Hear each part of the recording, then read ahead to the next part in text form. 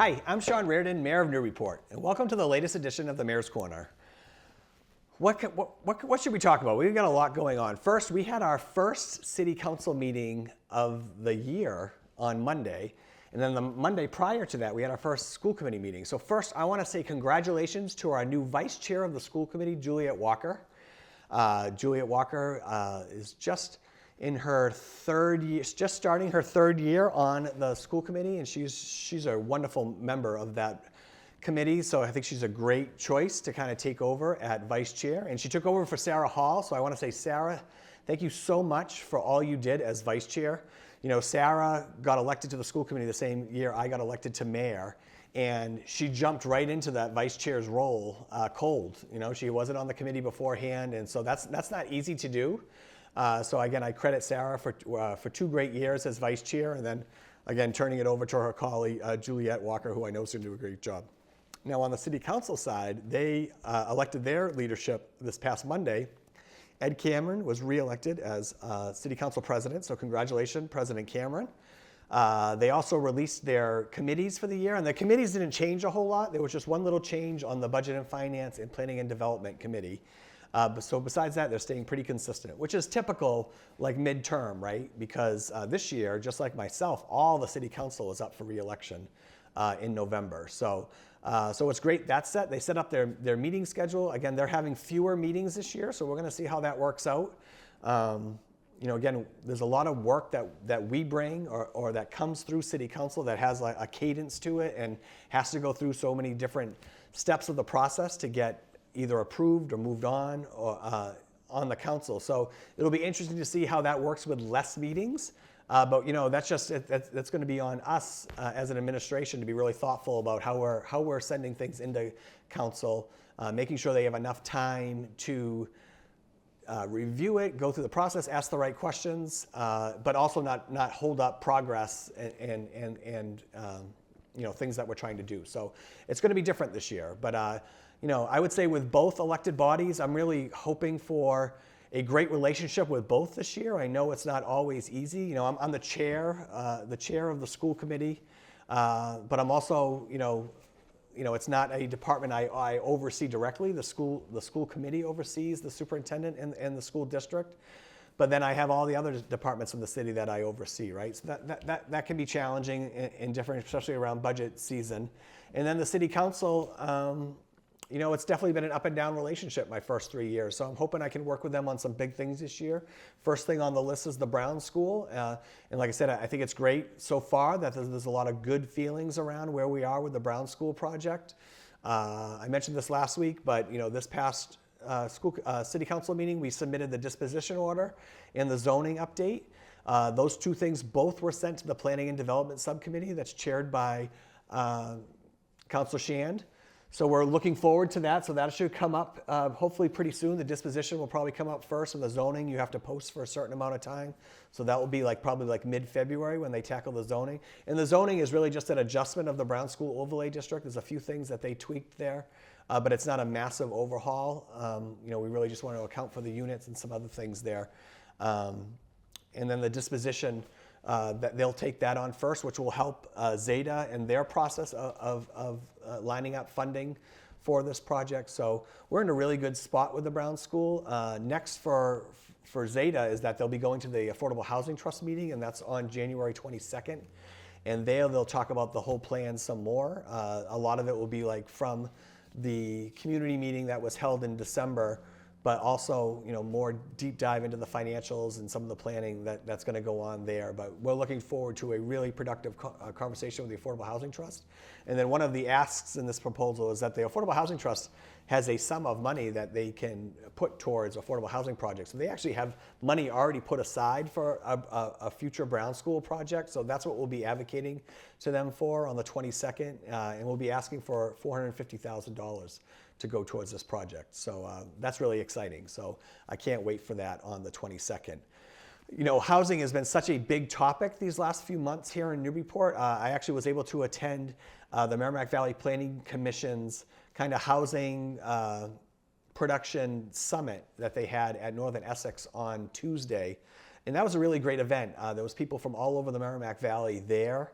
Talked a lot about housing production plans. Like I said, we went through that process this year on our 5-year plan, and we worked directly with Merrimack Valley Planning Commission. So it was nice seeing that plan, but in the context of all the others, for some regional data. And again, we're all going through the same challenges, right? And what we're trying to do in Newburyport, whether it be Brown School or Kmart or the third building down at our train station, MBTA station, all these different opportunities around housing is giving our housing housing inventory in Newburyport, it's giving them some more variety, right? We need more different types of housing and at different income levels in the city because prices are so high, because we're not able to have young people stay in the city, because we've lost 300 rentals since 2010, over 300 rentals in the city since 2010. So all those compounding factors, we have seniors who live in 4-bedroom houses, would love to downsize, but they have no place to do it. And if they sell their homes, they can't stay in Newburyport. All those things that are happening throughout the city are things that we're going to try to tackle this year. And again, we're not going to be able to solve it all at once, but a lot of these strategic housing projects that we're looking at are hopefully going to contribute towards the solution, right, moving forward. And that solution is hopefully stabilizing some home prices so they don't keep going up, up, and up. Hopefully, it's allowing seniors to downsize and free up those multi-room homes for the next generation of families coming into Newburyport. So things like that. And rentals right now is a good option to do that, right? And whether it be strictly affordable rentals like we're doing at the Brown School, or the Friendly 40B project at Kmart, or our 40R district project, the Minko project at the old Haley site. So all those little things are working to try to help the housing situation here in Newburyport. Again, we need more housing, and that's not just here, but that's all over the state. All right, so that's that. And so the housing summit was neat. So there was a group part of it, and then I also got to attend some great sessions on affordable housing, but also zoning. Zoning is a big piece that City Council will tackle with the planning office this year. So I got to learn a little bit more about kind of strategic ways to improve your zoning, update your zoning to accommodate more things in your city, whether it be more uses or actually more units in places that typically didn't have them. And again, I think the Kmart project is a great example of that. What else is going on? So this week I get to go to, I had City Council, and then I had, the Housing Summit on Tuesday. Not today, but tomorrow, Thursday, I get to go to the State of the Commonwealth. So that's Governor Healy's, I believe that's going to be her second State of the Commonwealth address. I got to go last year. It was really fun. This year, she invited all the mayors back again, so we'll get to sit at the State House and be present for that speech. Such a great speech, and this is such a fun time of year because there's a lot of announcements that happen. And so, like yesterday, the big announcement was Governor Healy announced an $8 billion transportation bill, which is incredible. It's going to be a bond bill.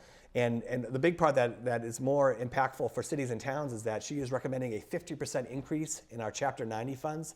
Chapter 90 is the pot of money that we get each year to work on our streets and sidewalks, mainly our streets. Here in Newburyport, actually I should say it's only streets, it's not sidewalks, but streets, unless you're doing the whole street. If you touch it with Chapter 90 money, you have to do the sidewalks. So that's how that's connected. But our street and sidewalk money, and again, we've allocated other funds so we have a bigger pot of money to do as many streets and sidewalks as we can each year. But that was some great news to get before her the State of the Commonwealth address, and I'm sure we'll hear a lot more about her plans moving forward. But that was some good news. What else is going on? So that's Thursday, and that's going to be a lot of fun. Again, I get to do some fun things as mayor, and that's certainly one of them. What else was going on? The Board of Health actually is having a conversation currently around fluoride in the water. Again, we put fluoride into our water. It's been that way for as long as I can remember, and I've lived here for almost 50 years. But they were going to have they've been having a few discussions about it. They didn't have a December meeting. They had a little bit of a discussion about it at their November meeting, and then it's on their agenda tonight for a meeting. So I only tell you that because I don't believe a vote will be happening tonight. But I do think that should be a much more public discussion. So I have asked the Board of Health to not take any votes currently on that because our water supply affects every single person in the city of Newburyport, whether you live here or whether you're operating a business here.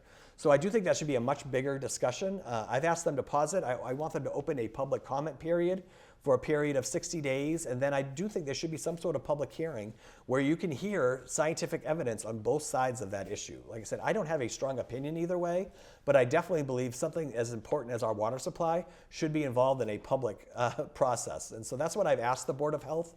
They are the authority on this, which is also interesting that something so important could be decided by 3 people.